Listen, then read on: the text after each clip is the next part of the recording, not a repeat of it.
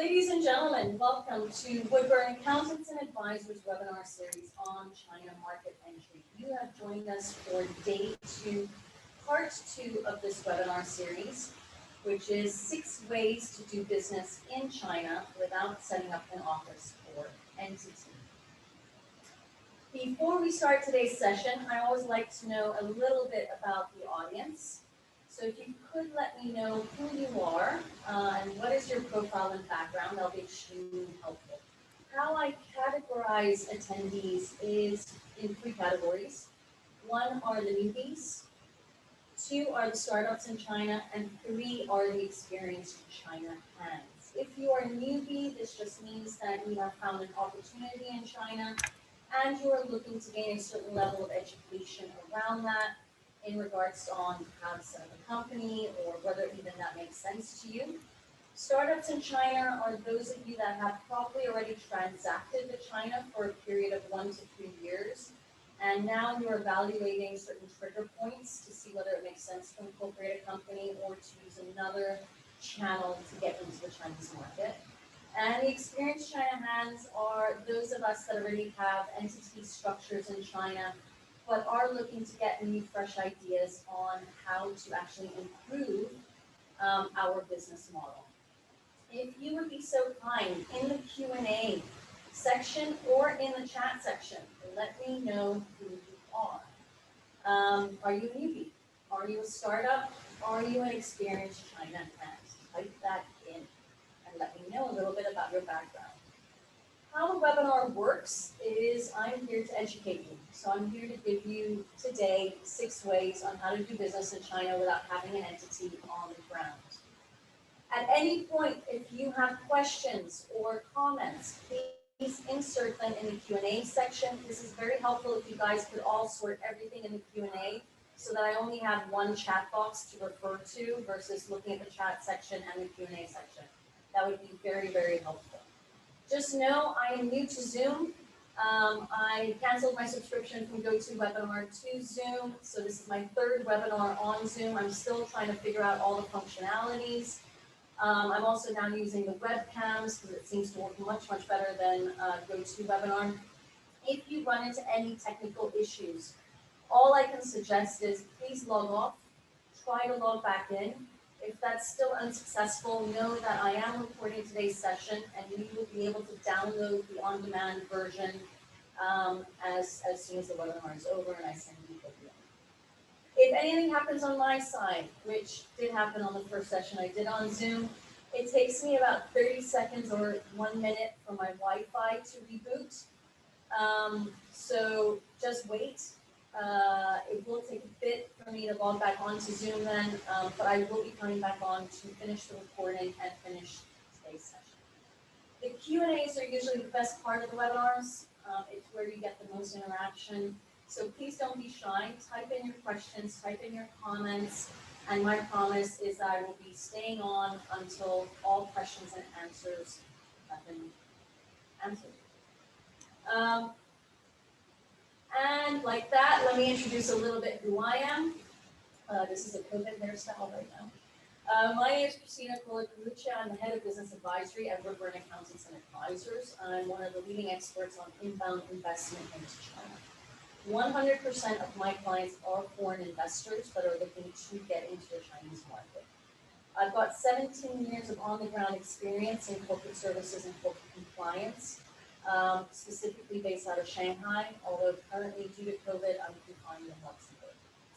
I helped over 500 companies with their market entry advisory, eventually their implementation, and currently for me, the most fun part of the job is actually focusing on the growth of each of my clients and how to help them from a financial perspective to grow and to grow exponentially. I'm a creator of the China Roadmap Methodology, the China Incorporation Blueprint, as well as the China Profit Accelerator, which are 3 programs I'm trying to develop for clients that are looking to just simply improve their structures on the ground in China, improve their journeys, and to eliminate all the obstacles and roadblocks that could potentially occur. Later on, at the end of today's session, I'll be putting all of this information in the Q&A section so you can easily grab to it, but there are a variety of ways of reaching out to me. You can book a date and time directly in my diary, you can email me, hook up on WeChat, join the China Roadmap community on WeChat, and then I also use LinkedIn diligently on a daily basis. And we also have a company LinkedIn page as well. So a variety of ways of reaching out. Please don't hesitate to reach out and contact if you've got any questions. So what I wanted to do is have a little bit of interaction with you all today in regards to what are your goals for China. Okay, so I'm going to give you the top 3 goals that I see from companies that approach me.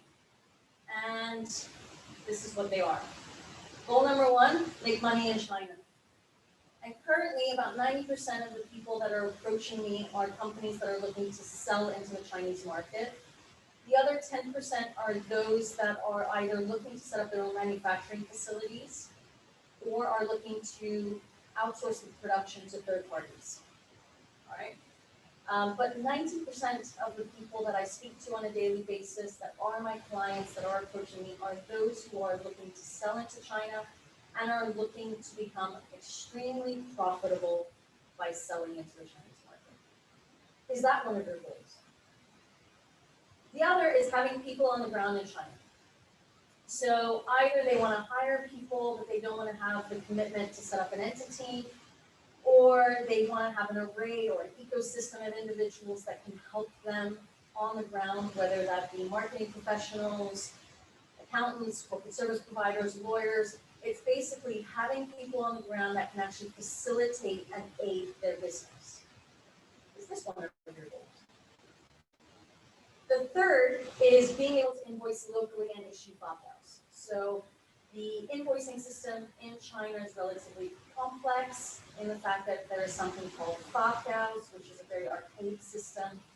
And you might only be able to bid on projects or be able to transact with companies in China if you only have the ability to issue FAQs. So what I would love from everybody that is attending today is give me what is your top goal by going into the Chinese market. If it's just to make money, so you can say that, right? What I would love to know is, I'd love for you to share to me, do you have any other goals that you would like to achieve in China? And what are they? It's something I'd love to add onto my list, and it's great to hear it firsthand from people that are on here today that are looking to get into China and start their market entry. So please do interact with me. If you can, use the Q&A chat box, because that does allow me to just focus on one chat section versus the two of them. So again, please let me know. Nobody's typing in yet, but I'd love to know, what is your goal? What would you like to achieve? So Andre says make money through e-commerce. Andre, you're not the only one. That's a lot of people that are looking distinctly at the e-commerce market. Does anybody else have anything they would like to share? Please do let me know. What are your frustrations for the China market entry? So I'm going to give you again the top frustrations and pain points that I see from companies that are approaching me. All right? And I'd love to, again, please share me, what is your biggest frustration by developing this strategy now to get into the Chinese market?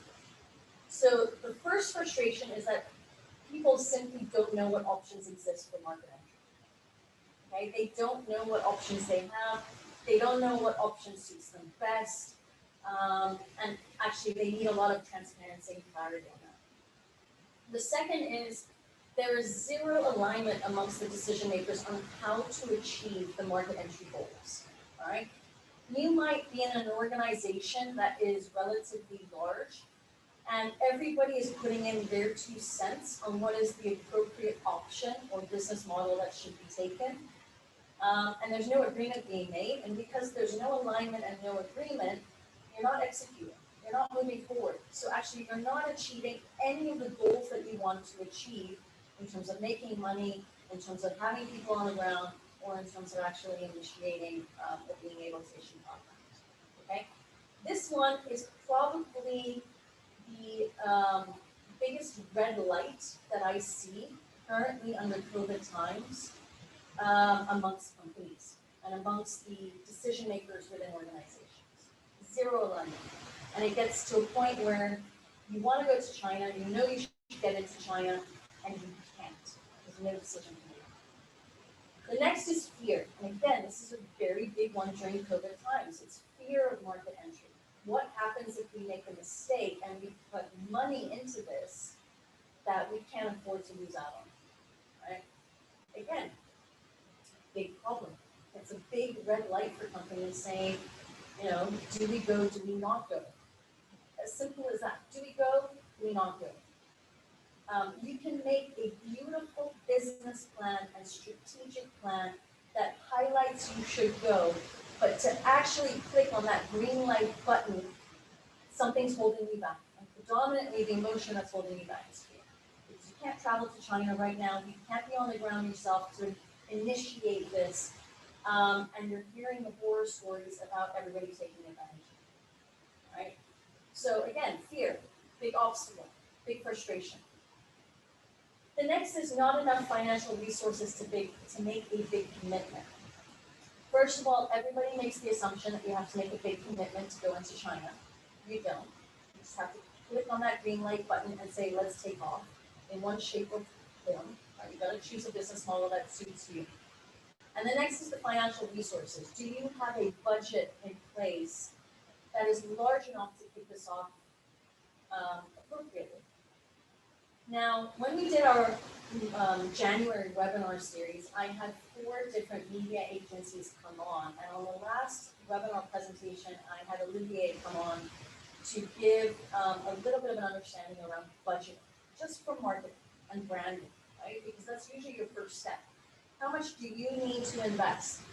And what he was saying was that for B2B organizations, or no, the other way around, for B2C organizations, the minimum budget you should be thinking about for branding is about $20,000 US for the annum.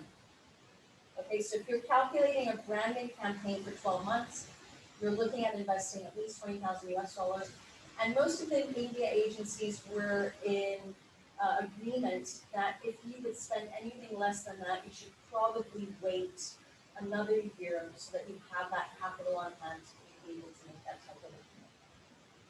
So when you're saying that there's not enough financial resources to make a big commitment, you've got to first understand what is the minimum budget you need to kick this off.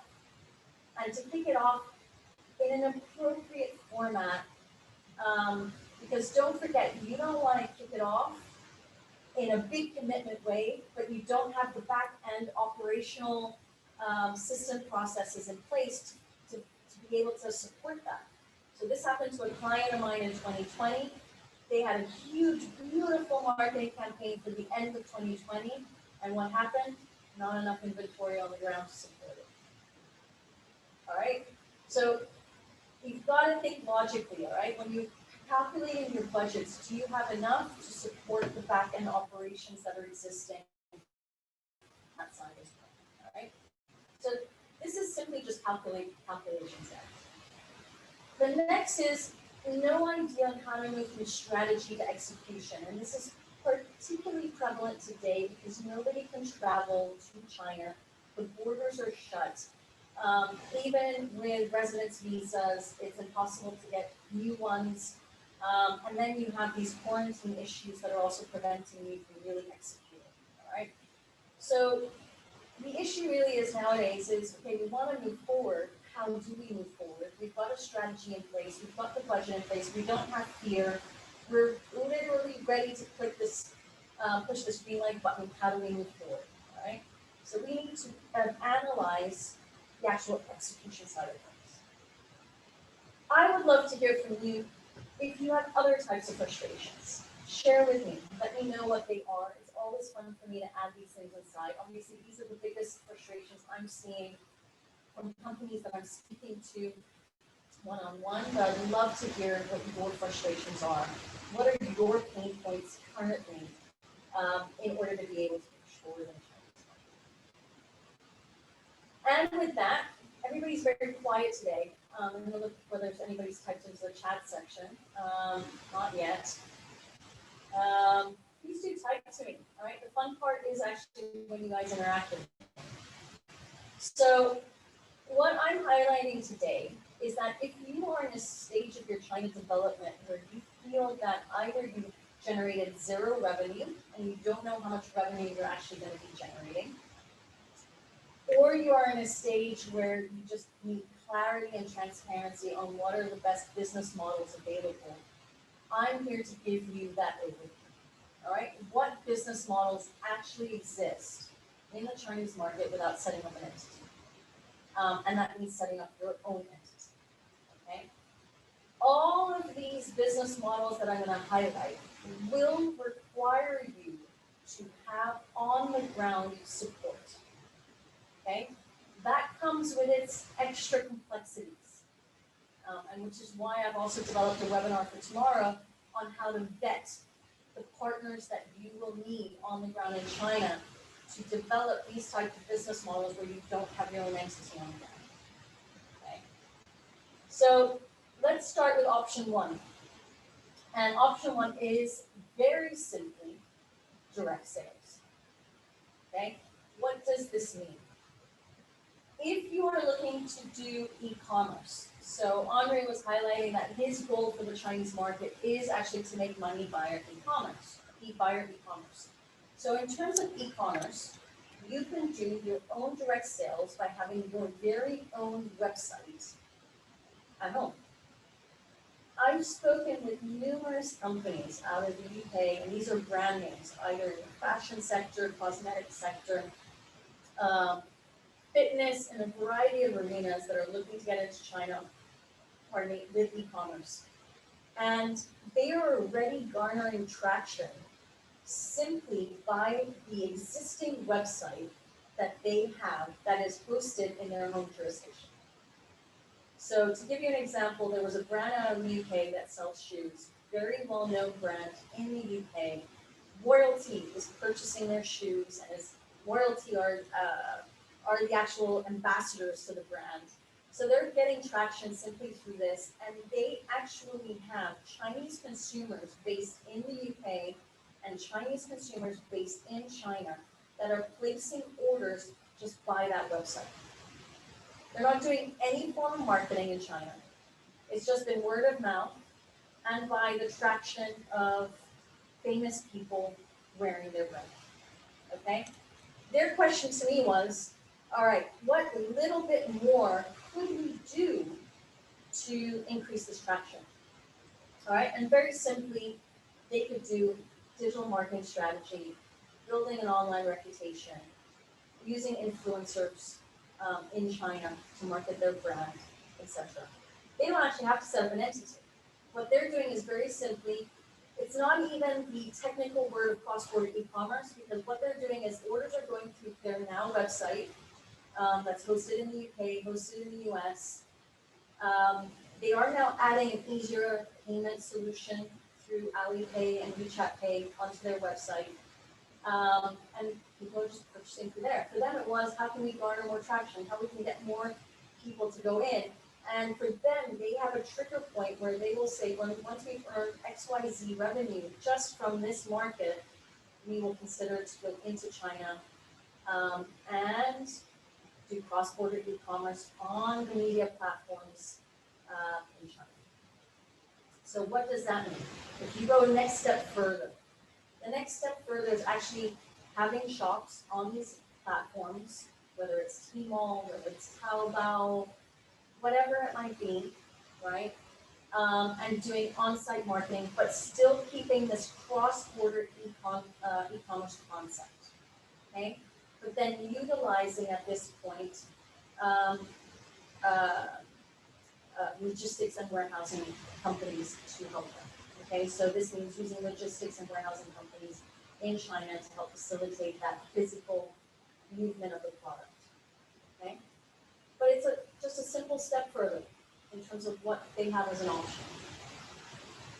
The next, in terms of direct sales, because this is B2C, is looking at B2B, right? And this is very simply if you are a medical device company, if you are a manufacturer in the UK and your clients or companies in China, you're generating that business out of your home office, basically. Either through a network, either through trade shows, by word of mouth, and you are servicing those clients directly from your home jurisdiction, and goods are shipped direct. Simple as that. Okay? Now, when you're doing direct sales, this is the easiest form of business. You're not setting anything up in China, and the only intermediaries that you're utilizing are logistics and warehousing companies and potentially media agencies to help you garner traction and to build your brand in the Chinese market. Right? This is option number one. Least commitment, guys. Okay? And you can decide on the budget that you want to have in terms of the marketing. How much would you want to spend? Okay? You could even say initially, I only want to spend £5,000 on a marketing campaign for 2021, and we'll see what that comes with. Okay? Because you're not actually physically developing a solid cross-border e-commerce situation. You're just using your own websites. Option two is using trade intermediaries. And again, depending if you're B2C, B2B, you're going to have a variety of different trade intermediaries that can help you facilitate selling into the Chinese market. All right. So what are your sales channels? This is something that you need to evaluate. Okay. Are you going to focus on, as Andre said, he's focusing on one sales channel, e-commerce. Okay. He could potentially look at distributors. He could look at licensees. There's a whole wide variety of different sales channels at your fingertips. Okay. You've just got to analyze what those are. So in terms of using intermediaries, you have several options. I'm going to talk about 4 options here today. One is using a sales representative or an agent, a sales agent. Now, I differentiate sales representatives and agents from distributors. Okay? I think they serve 2 very different purposes. Sales reps or sales agents are there to open the door for you to the Chinese market, to help you do research, test the market, to reach potential customers, start those introductions. They are, for me, purely a facilitator. And you can have a decision in this option to either outsource it to an agency, a sales agency, or to hire a sales representative who solely works for your company to open those doors and hire this person for an interim period of time, let's say 6 months, 1 year, to see how that relationship develops. Okay, so with sales reps and sales agents, you have that 2 options: outsource to an agency, or actually just hire someone on the ground who has that sales rep. Then you've got the distributors, and for me, the distributors carry much more weight on their shoulders when going into the Chinese market. And what do I mean by that? It means that usually they're purchasing the products, they're warehousing it, they're keeping inventory on the ground, and those products to market and selling them direct. Okay? So they do have a higher liability in terms of acting on your accounting, on the clients that they want to take on. Okay? Generally speaking, they will do a background check on you, whether you are a worthwhile client for them. Do not make the assumption that just because you are a foreign brand, everybody wants to work with you. It's not like that at all.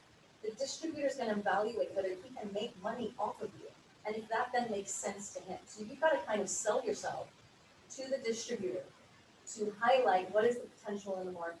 And they're going to do a background check on you to see whether it makes sense.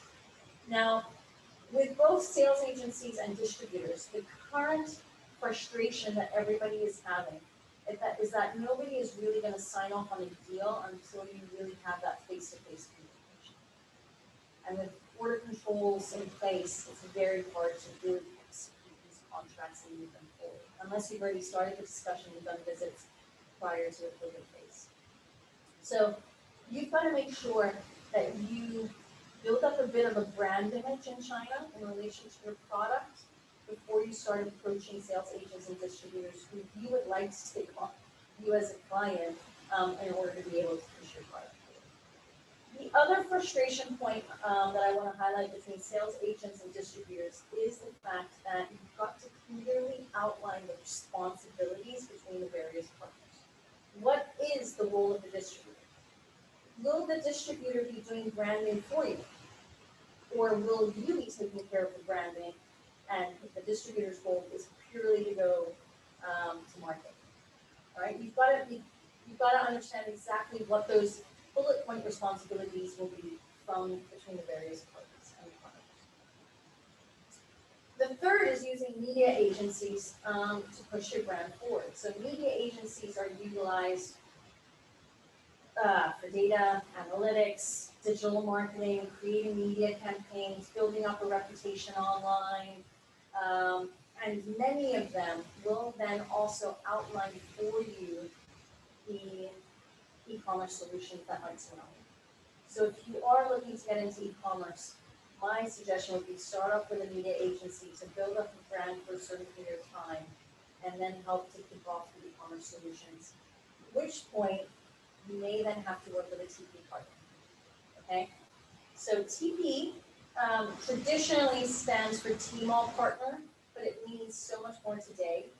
So back in the day, and when I say back in the day, this was 12, 24 months ago, Tmall basically came out with the ruling that they would only work with partners that have been evaluated and vetted by them, called TP partners, Tmall partners, and that these partners would do the whole end-to-end solution in regards to the shop online, the logistics, the customer experience, the IP, all of those aspects.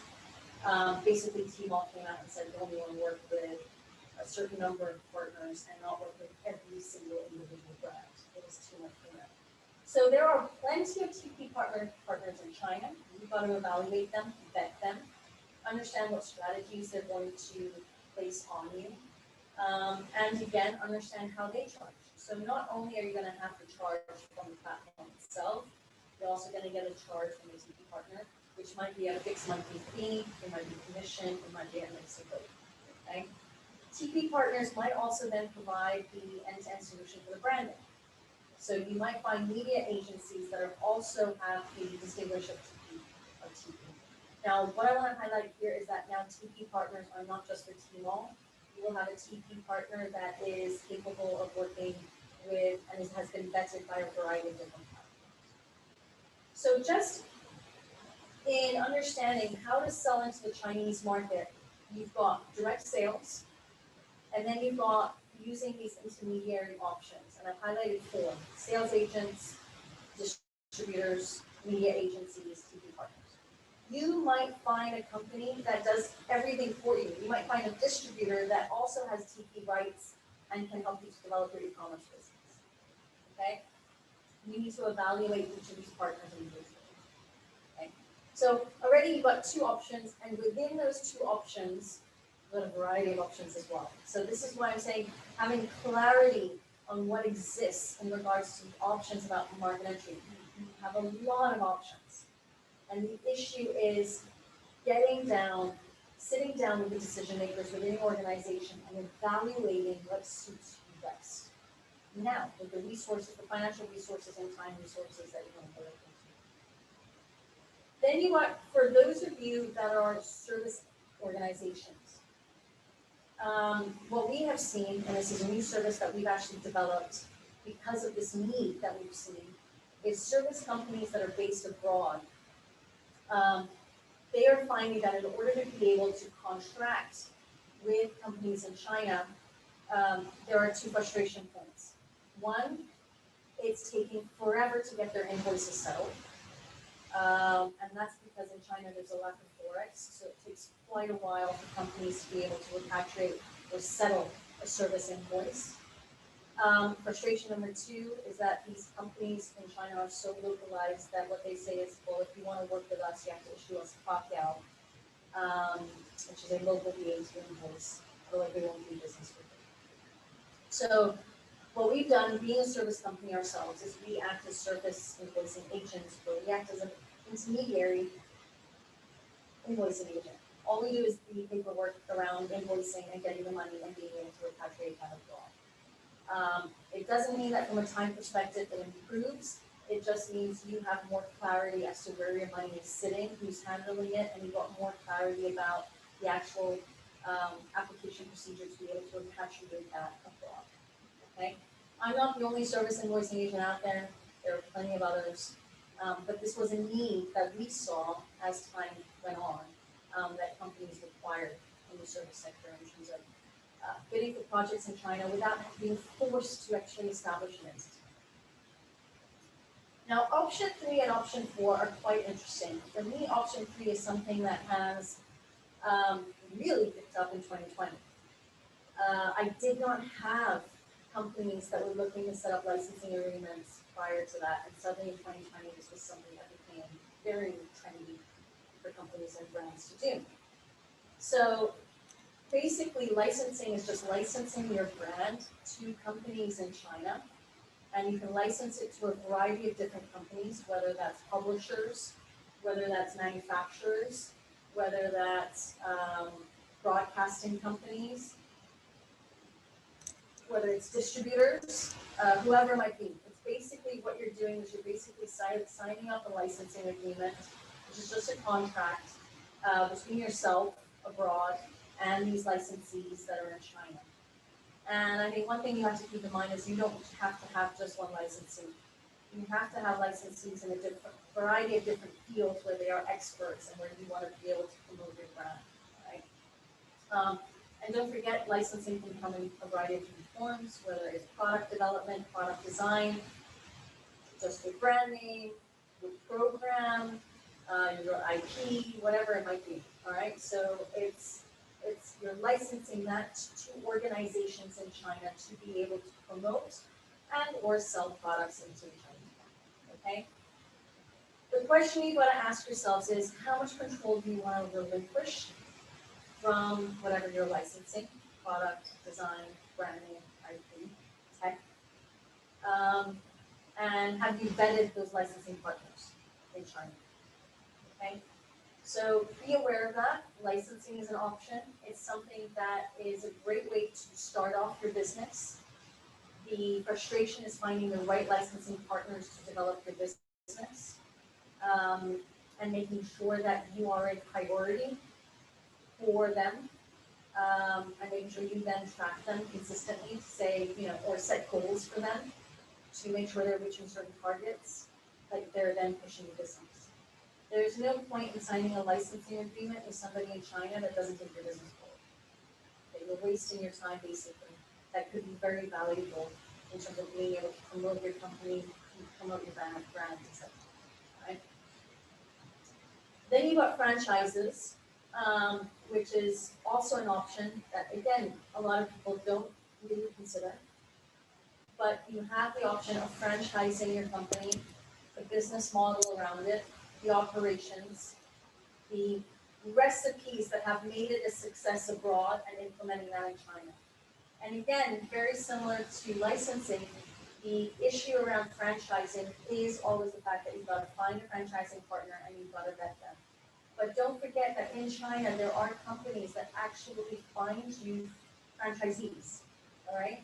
They do that whole vetting process, and their business is solely around franchising. If you guys would like information on this, I actually have a partner firm out of Hong Kong and China that does specifically this. Not just for Hong Kong, China, which are the markets I deal with, but also for the APAC region. So keep that in mind, that it is another option. And just remember, when I am referring you guys to my network, the first conversation is always free of charge, guys, right? Having that first conversation can give you so much research and understanding about the market, and can give you another point of view, separate from mine, separate from other people, on actually how to develop your business in China. Okay? So those are the 4 options thus far: is direct sales, using intermediaries, licensees, franchisees. Okay? Besides the direct sales, you are going to have to vet the partners on the ground and develop a relationship with them, currently over Zoom or WeChat, in order to be able to push and execute this report. Now, option 5 is use an employer of record service or PEO service. Now, what does this mean? This means that you're taking control. You're putting control in your hands, and you're saying, I've spoken to 1,000 different people. I've spoken to sales agents. I've spoken to TP partners, to distributors, to media agencies. I've spoken to potential licensees, potential franchisees, and I just have this fear and doubt in the back of my mind. I just want to hire someone. Simple as that. Either I want to bring someone from home, abroad, or I actually really want to hire someone who's going to be focused 100% on my brand. And you can call this person a sales rep, a business development manager, a general manager, a brand manager. I don't care what you call them, but ultimately what you're looking for is somebody to be on the ground to develop a variety of sales channels for you. How do you do that without having an entity on the ground? Okay, so here is the solution. Basically, you need to realize that if you hire somebody in China, if it's a mainland Chinese employee that is residing in mainland China, they need to be employed by a company or set up their own business in order to receive your money. Okay? If you decide to bring over, expatriate a foreign employee or hire locally a foreign employee, this person needs a work permit and residence visa to reside in China. Okay? So there are stipulations on hiring people like this. Please, if I can give you one piece of advice, don't go the route of hiring someone on gray terms that you hired simply via email, and you're not following through on all of the stipulations around social insurance, personal income tax, or whatever else. This can just simply get you in trouble down the line if you need to let go of this person, and they want to take revenge tactics around you and take you to the Labor Arbitration Bureau and all of this nonsense that you shouldn't be spending your time on. Okay, so again, I'm here today to tell you how to do things properly, right? To do it in a proper scenario, in a proper format, that you're not worrying about administration issues. Okay? Now, to hire mainland Chinese employees, to hire foreign employees, you need a company on the ground in China to do that. The employer of record service just means that a company is going to be hiring those individuals on the ground and handle all of the payroll issues surrounding that individual, okay? Meaning that they are legally employed by a local entity, but working on behalf of you full-time, okay? So there are a variety of reasons why companies would use employer of record services. I use the other term PEO service, which means professional employment organization, okay? Employer of record is a little bit more simple, especially if you're using trading terminology, but an exporter of record and an importer of record. This is an employer of record, okay?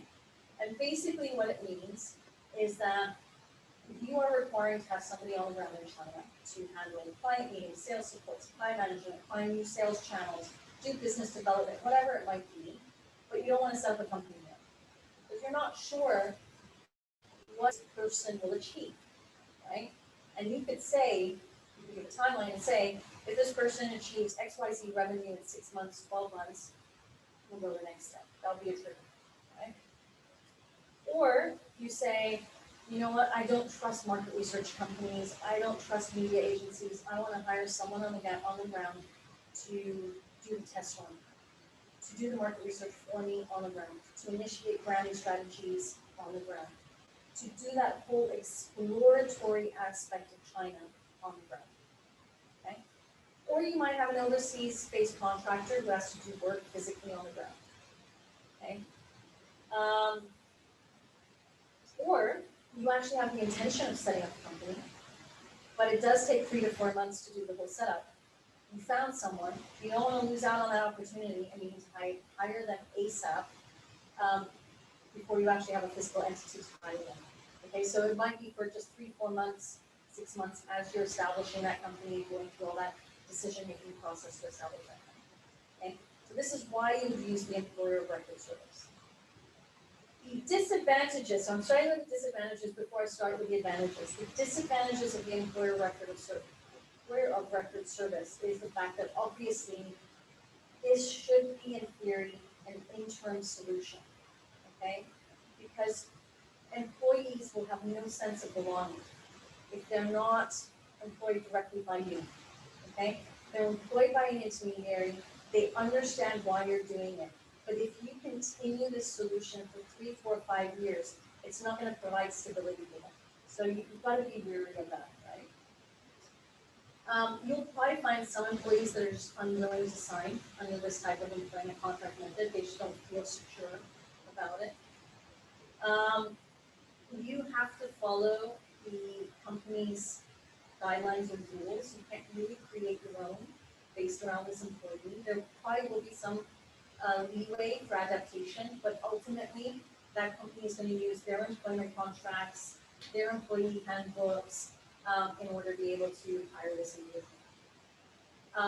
And ultimately, the employment contract term cannot be lower than 1 year. Okay? That's just, again, for stability reasons, and the labor law is quite difficult when you have shorter term contracts than you just have a fixed term contract. The advantages of using this employer of record service is basically you have a very fast market entry into China. You've got control at your fingertips because you're recruiting this person, you're hiring this person is going to be reported to you. They're just hired by this intermediary. The advantage of using the employer of record company is that you've got a legal and HR team on the ground who can answer any questions. If there's maternity issues coming up or sick leave issues coming up, you have someone who can give you that guidance and know how to respond in a professional manner that's according to China HR regulations. You've got payroll services, so social insurance is covered, income taxes is covered. The employee onboarding is dual. Because you need to do an employee onboarding yourself, but the employer of record company will do also a semi-employee onboarding in regards to the internal rules and regulations that the employee has to abide by. And this is why sometimes there's a bit of confusion for the employees when they're going through this service. It helps you to stay compliant in China, and it's great cost savings. So all you're calculating in this scenario is the cost of this employee, his salary, and any expenses he may be generating through the activities that he is supposed to perform in the Chinese market. Okay, so you're not paying commission on sales. I mean, you could put that into the labor contract if you like, but you're not creating a package that is like as if you were going to work with a TV provider or a distributor or sales agent. Okay? And this person is 100% on board with you, so full time. Whereas distributors have a variety of clients. Licensees might have a variety of clients, and they won't have the full 100% attention to the audience. It wouldn't be possible. This is how it looks like, and I hope I've been able to explain it properly. You have a three-way relationship. You've got the employer of record, you've got the client, so you guys that might be on here today, and you've got the employee. It's a co-employment relationship. We are doing the administration, the employee between the employer of record. There's a service agreement between the employer of record and the client, and the actual operating guidelines are set forth between the client and the employee. All right. So I hope that explains the employer of record service. I did want to go into detail on that because people are sometimes not fully aware of how that actually works and functions in China. Now let's use the final option, which is option 6, which is using Hong Kong as your Asian sales hub. Now why have I put Hong Kong here as a case study? You could use Singapore. You could use any other intermediary that you want to like in the APAC region. Okay? And I just put Hong Kong here because we have Hong Kong operations, and I'm going to do a little bit of a push for Hong Kong, right? But why have I put this as option number 6? I put this as option number 6 for a variety of reasons. One, it is cheaper to set up a company in Hong Kong than it is in China. 2, It is cheaper to maintain a company in Hong Kong than it is in China. 3, Hong Kong is considered as a gateway into China, although you have to remember it is not China. And many use this as a first step to get into the Chinese market. 4, your goal might not just be China. Your goal might be several jurisdictions in the APAC region. So if you're again looking to try to minimize cost, Hong Kong might be a stepping point to get into China, but simultaneously get into other Asian jurisdictions. Okay? And again, I've used Hong Kong as an example here. You can relate that to Singapore. You can relate that to eventually some other places in Asia. But I just want to highlight the concept to you of using an entity in APAC that is outside of China to build up your Asian business, not only your Chinese business. Okay? So this is basically how it would look, right? You have your headquarters abroad, that could be in the US, UK, Canada, Australia, New Zealand, wherever it might be. You've got a Hong Kong subsidiary that is your APAC/China footprint. It's your footprint in the APAC, basically. You're working with distributors and import agents in China, or you're doing cross-border e-commerce, direct sales also. You could also do direct sales B2B.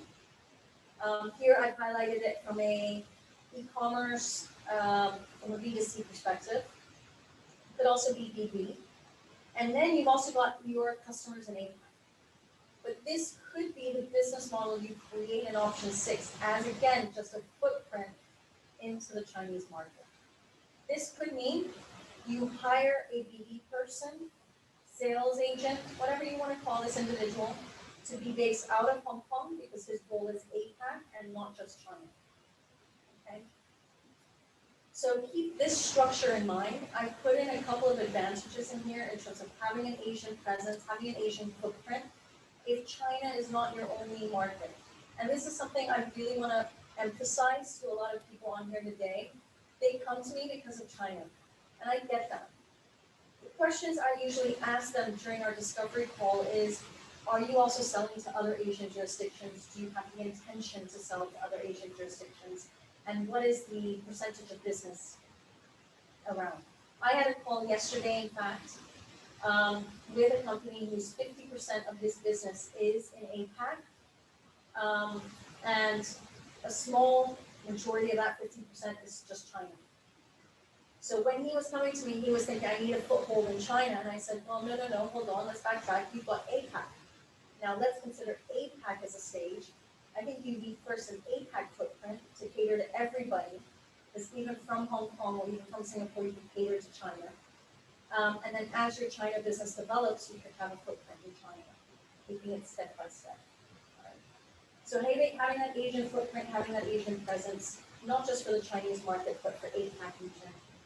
Having banking facilities that might be easier to obtain in Hong Kong versus easier to obtain in China. Communication. Most people that you're going to hire in Hong Kong speak Mandarin as well. They'll speak Cantonese, Mandarin, and English. Same time zones as the local market, so as your customers in APAC.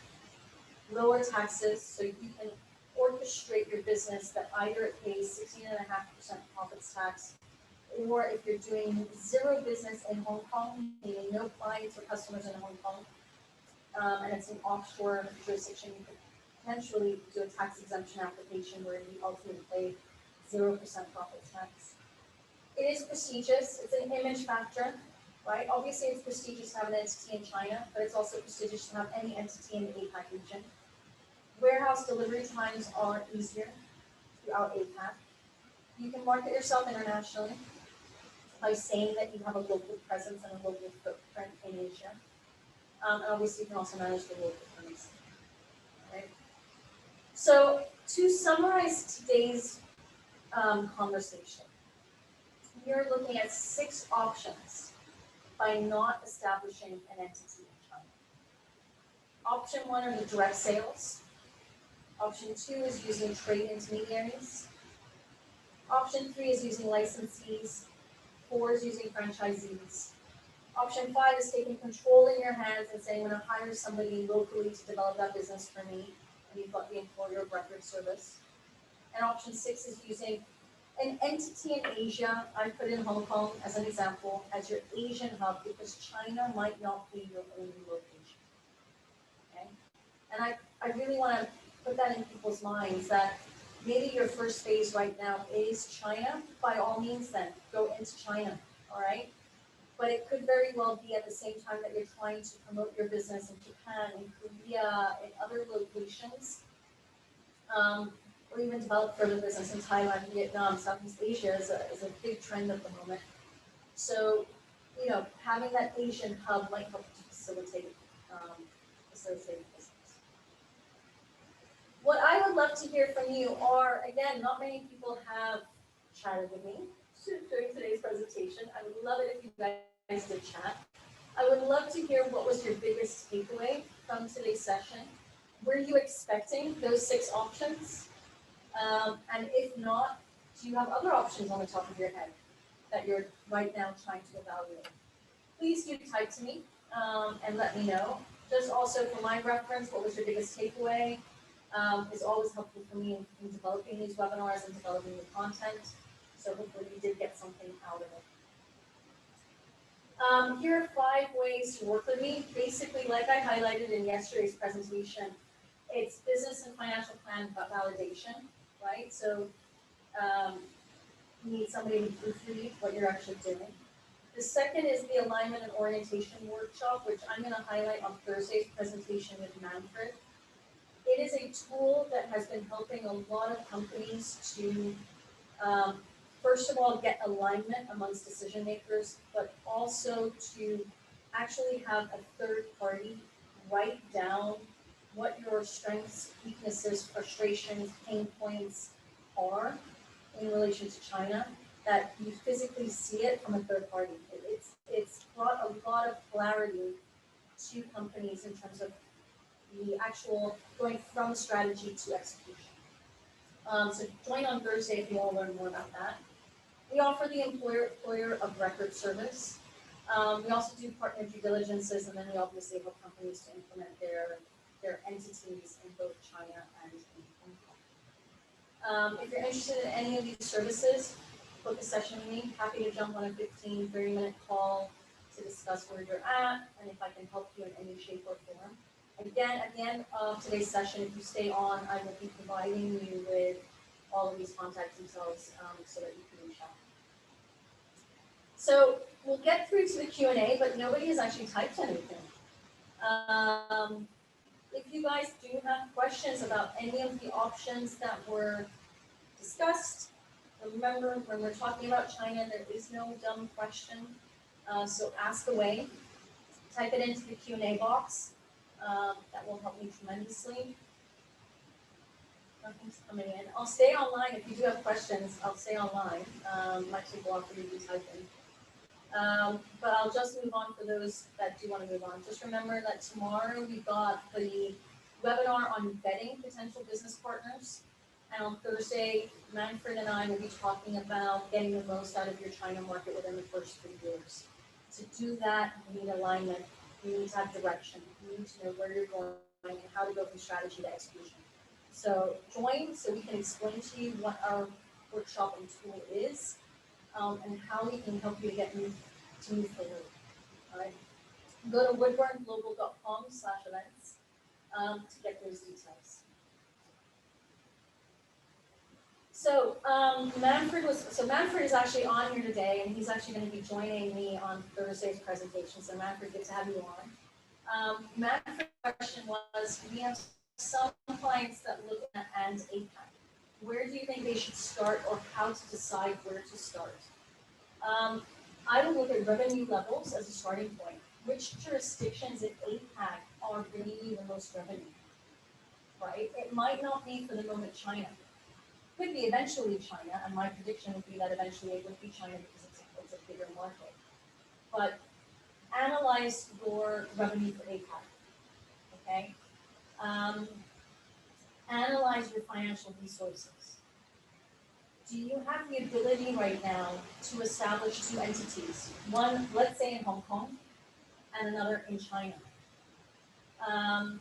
You probably will find that by having an entity in China, it will bring bigger or larger, it will bring a faster traction to your business by simply having that entity on the ground.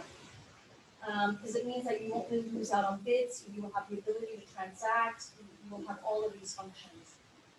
But having said that, I also would say don't set up a Hong Kong company if China is your main market.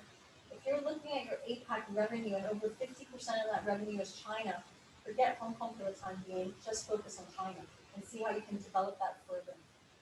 Hong Kong, Singapore, or any other entity in the APAC region can always come at a later stage because those types of entities, at least I know from Hong Kong and Singapore, they are easy to establish, they're fast to establish. The bank account is a pain in the butt to open, but it is like that in whatever jurisdiction you're going to set up. But it can always happen in retrospect. So you need to have, first of all, focus. Where do you want to place focus? Is it APAC, outside of China, or is it China? And I think the only way to find that focus is to look at the revenue levels. But Manfred, I'd love to hear what your thought might be on that. I don't know, let me see if I can if you can unmute yourself, Manfred, maybe you want to just bring in your 2 cents on that. Do you have that ability, or do I have to unmute you? Let me see if I can do it. Okay.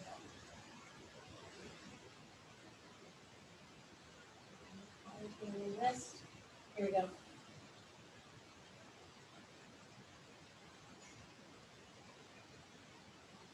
Are you able to unmute yourself, Manfred? Can you hear me now? Can you hear me now, Christina? I can't hear you.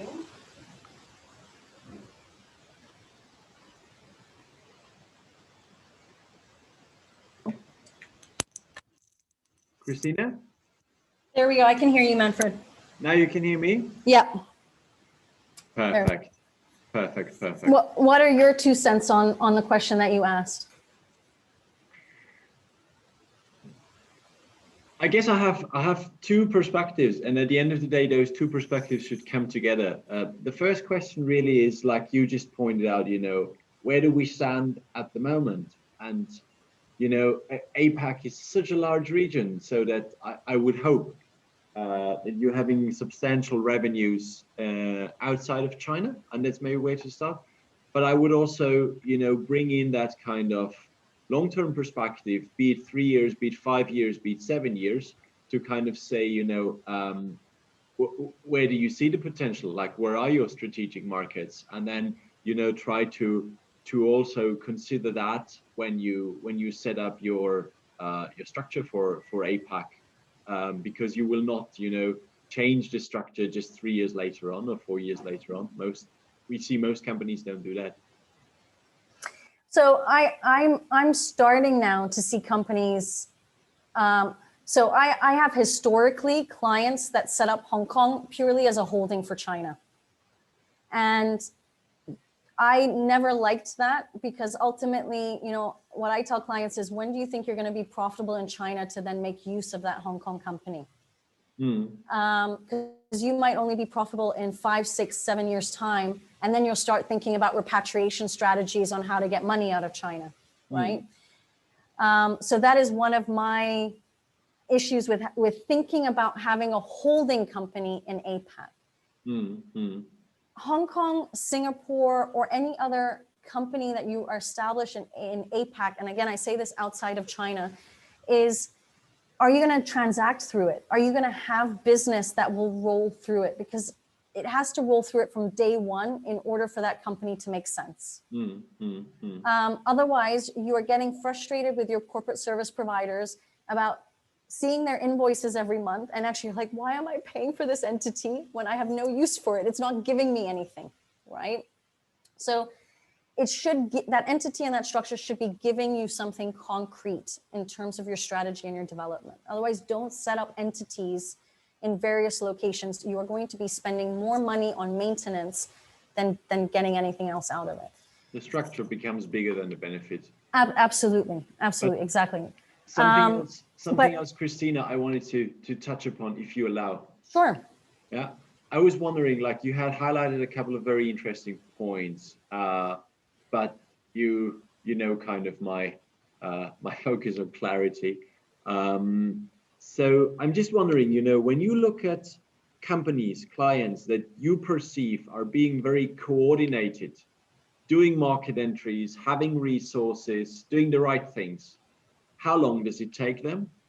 And when on the other hand side, you see companies being very disorganized, not having alignment, not moving, not knowing what to do next, and just always waiting in the look for somehow the next step.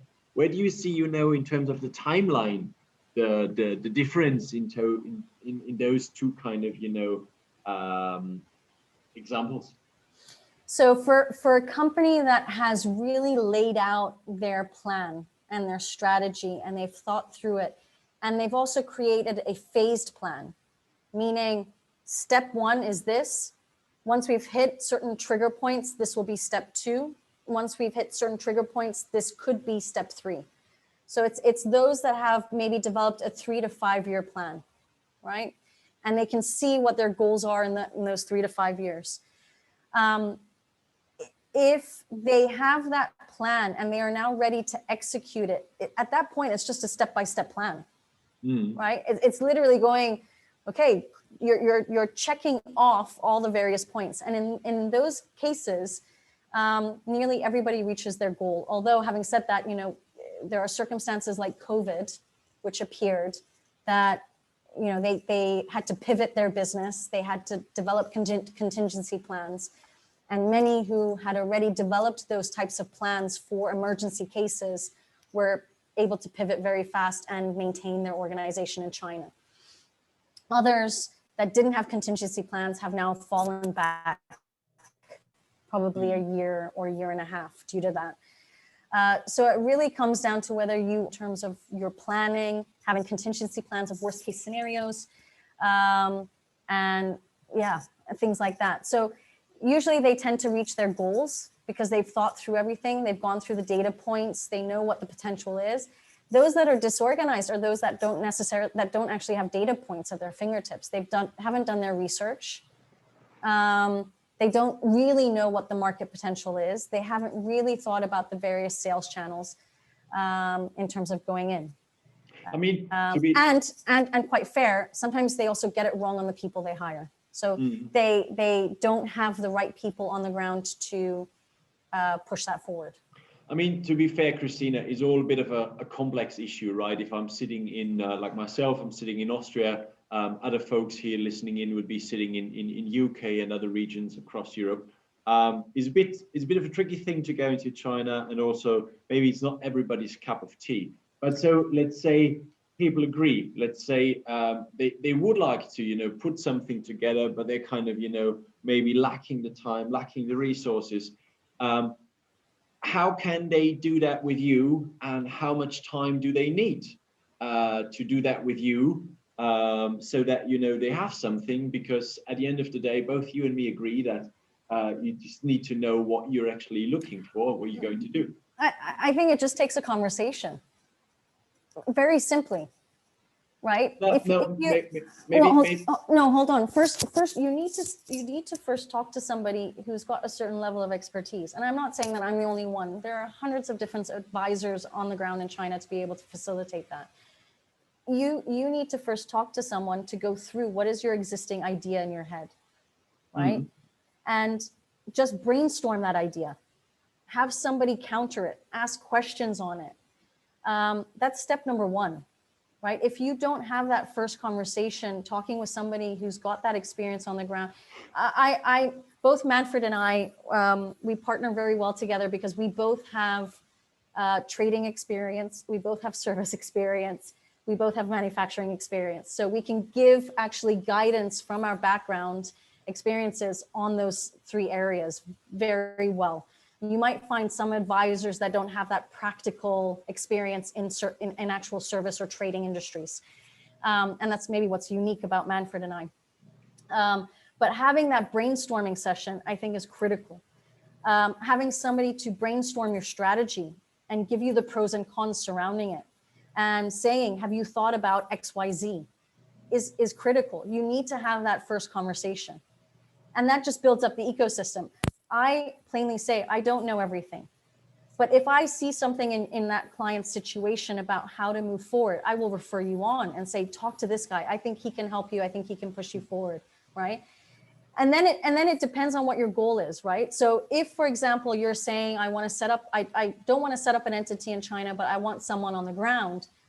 Well, first you need to recruit somebody. That might take just, maybe 6-8 weeks to find people, vet people, and then Christina, sorry to cut in there, but maybe I miscommunicated a little bit. Like, I'm just trying to understand. So if I'm sitting somewhere outside London, yeah, and if I'm having this great product, or at least we think is a great product for the Chinese market, and if the Chinese market, with having 1.3 billion people, is just so huge that we would like a piece of that pie. But apart from kind of those, very rudimentary facts, we don't have much more than that. How do I get from that point to kind of having a phased plan, specifically with you, Christina? So again, that starts with the conversation. You want to go into the Chinese market. How do you want to go there? And I'll use, because now this is fresh in my mind. This is a conversation I've had yesterday with a company. They are a medical device company, but their product can be construed as either medical device or not medical device. They are not in the Chinese market. They want to go into the Chinese market. They see potential in one of their specific product lines. What they are doing when they approached me, they said, we want to establish an entity there. I got them on the phone and I said, are you sure you want to establish an entity right from the beginning? From what it sounds like, you haven't even tested the market yet on the product. Have you done focus groups? Do you know that it's actually really going to work? And I said, if I were you, I would first go through the stage of branding from home and initiating cross-border e-commerce. And he laughed at me and he said, actually, without even telling you, you've actually highlighted exactly what our strategy is. First step is we are going to do cross-border e-commerce. First from our website, we're going to have focus groups on the ground in China to test it out. And we've already allocated a 6-month period to do that in. And after 6 months, we're going to hopefully set up a company. They were very clear in their mind in terms of what they wanted to do, right? Mm-hmm. And I just reinforced the idea, right? And I gave them my opinion. And their goal is in 6 months to, if the numbers look right, to actually establish their entity so they have a footprint in China and they have people on the ground to then build that up even further and gain more traction. Mm-hmm. Right? Everybody's going to have a different story, but this one, their product is not even in the market at all. Sorry. And to backtrack, they've already registered their patents and trademarks. So they have already been in the process of doing that since the last 6 months. And I think for everybody out there who's kind of in a similar situation, I feel that, reach out to Christina, talk to her, get your act together, get your plan together. Because Christina is extremely good, and especially the thing that's different with her, I guess, and with other people is she will actually tell you what's the reality, and if you're going in a direction that's just extremely unbeneficial for yourself, you'll get to hear that in a conversation with her, and that's one of the reasons why I like to work with her, because she's practical, she's pragmatic, she gets things done. And I think especially in that early stage in going into China, where there's still so many question marks in your head, this is the kind of support. If you're looking for support, that's the kind of support I would suggest looking for, because it doesn't make sense if you have somebody who's just making nice PPTs. That's nice, but it really is about just small steps. But keep moving and get your plan together. I mean, let me just add a case study. I am saving this case study for Thursday's presentation. But this is a client that both Manfred and I have been communicating with, which is why I want to bring it up.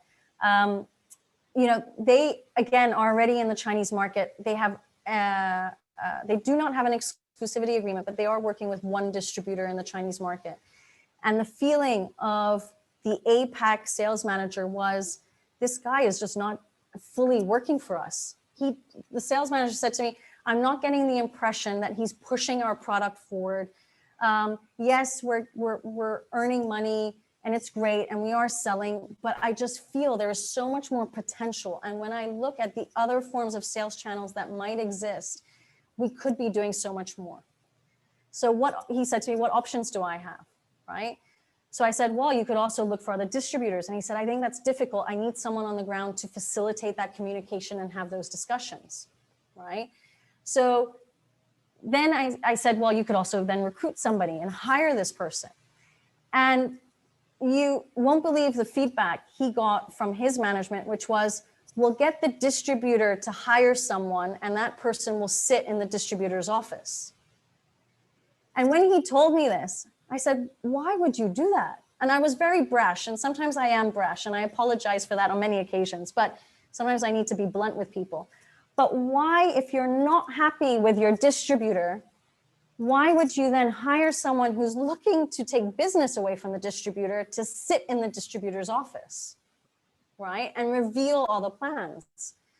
And I said, would you have done this in the UK?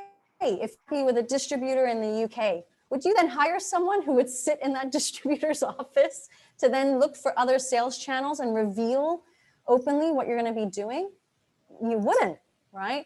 So sometimes you need that conversation of somebody who is neutral outside of your organization to be a little bit blunt and brash, and question what your motives are and what strategies you're going to be doing. Because I can completely foresee that this distributor would say, wow, they're going to take business away from me, so I'm going to try and manipulate this person they hire.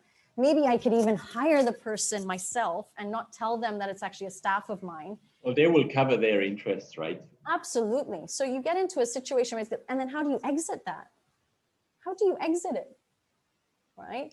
I mean, the thing about this, Christina, if I may add, the thing about this kind of start really is, it's not just about all the money that you're throwing out the window. It's really, in many cases, if it really is a strategic market, and it is for most of the companies these days, it's just about all the time that you're losing. Correct. With Yes. setups like that, you know, Yes. a year is gone Correct. by like at the blink of an eye. 3 years are gone by, you know, 2 blinks of an eye. Correct. Exactly. And that's really the thing. And this is when all your competitors are moving in. They're snapping up market share. You know, they start to build their reputation. They start to build their brand. And then you are left behind. And then 5-7 years later, you have to do all that catch-up work to do. Absolutely. And that would be very difficult. And it will require serious financial resources, which most of us then actually don't have. Absolutely. And then that gives you a bad taste in your mouth regarding the Chinese market. And then you get a lot of negativity towards it. But it is a market that is potentially extremely valuable for your business, right? We all know that the growth rate predicted for 2021 in China is looking at, I'm going to be more conservative and go in the 6% range. But I've seen articles where they've predicted over 8%, right? You're not going to see that in Europe. And as Christina has pointed out before, it's not just about China, it's about APAC. Exactly. The growth in that whole region. And it's all right if one market is not the right one for you, but if you're missing out on all of them by saying, I don't think we should go there, then I guess there need to be questions. Yeah. Well, I'm going to leave it there. Manfred, I really appreciate that you came on and gave me that question, because I haven't had any other questions come in. Always glad to chat with you, Christina. But if you guys are interested, again, Manfred and I are doing our session on Thursday. Again, all about how to get the most out of your business. So if you haven't subscribed to that, go to woodburnglobal.com/events and subscribe.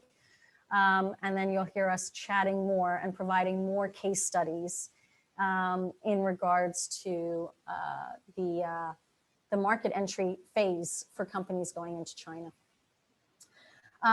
So that's the end for today's presentation. So just remember, we've got 2 more sessions, Thursday and Friday. And then on the 9th of March, I've got a webinar on our China Profit Accelerator program. So if you're interested in subscribing to that, you can also go to our website to look at that. I want to thank everyone for joining me, and again, thank you to Manfred for giving us his 2 cents. Always love that. Again, the Q&As are the best when there's interaction. And I will see you guys all again very soon. Hope you enjoyed. Take care and goodbye.